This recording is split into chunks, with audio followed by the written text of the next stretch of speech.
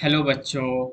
Let's see this question. The question says, a liquid in a beaker has a temperature theta T at a time T and theta naught is the temperature of the surrounding. Then according to Newton's law of cooling, the correct graph between log e theta minus theta not and T.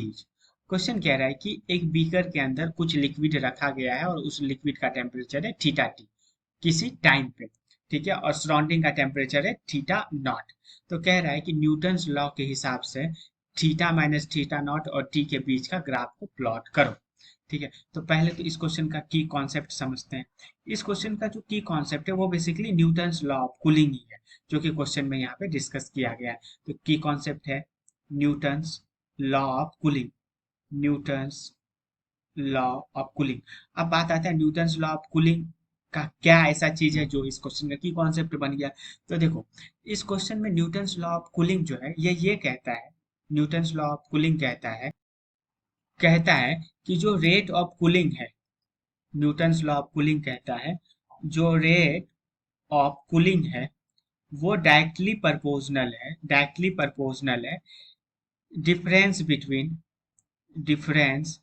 Between body temperature difference between body temperature and surrounding temperature, body temperature and surrounding temperature, ठीक है, surrounding temperature.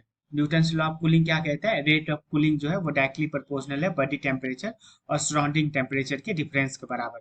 तो अब आते हैं, इसको जब numeric value में put करेंगे तो रेट ऑफ कूलिंग क्या है, रेट ऑफ कूलिंग है कि उस बॉडी का कितना कितना टेम्परेचर गिर रहा है कितने टाइम में, तो वो उसको हम लोग रिप्रेजेंट करेंगे d theta upon d t is directly proportional to minus of अगर बॉडी का टेम्परेचर थीटा मान लिए और सराउंडिंग का टेम्परेचर थीटा नॉट मान लिए तो इस इक्वेशन को अपन ऐसे लिख सकते हैं माइनस क्यू, क्योंकि यहाँ पे जो थीटा है ये घट रहा है, ये माइनस है, तो दोनों को बराबर रखने के लिए इस साइड भी माइनस लगा दिए। ठीक है, तो ये वाला जो साइन है प्रोपोर्शनैलिटी, इसको हटाने के लिए के से मल्टीप्लाई कर दिए तो ये आ गया theta d theta upon d theta is equal to minus k theta minus theta naught. अब क्या किए, डी टी को उस साइड भेज दिया और थीटा माइनस थीटा नॉट को इस साइड लेके आ गए, तो ये आ गया d theta upon theta minus theta naught is equal to minus k times of d t. दोनों को इंटीग्रेट कर दिया, ठीक है, तो इसको इंटीग्रेट किए तो ये आ गया l n theta minus theta naught और इसको इंटीग्रेट किए तो ये आ गया माइनस के टी प्लस सी। अब क्वेश्चन में इसको वाई एक्सिस मान दिया गया है, टी को एक्स एक्सिस मान लिया गया, तो ये क्वेश्चन क्या हो गया, y is equal to minus k x plus C.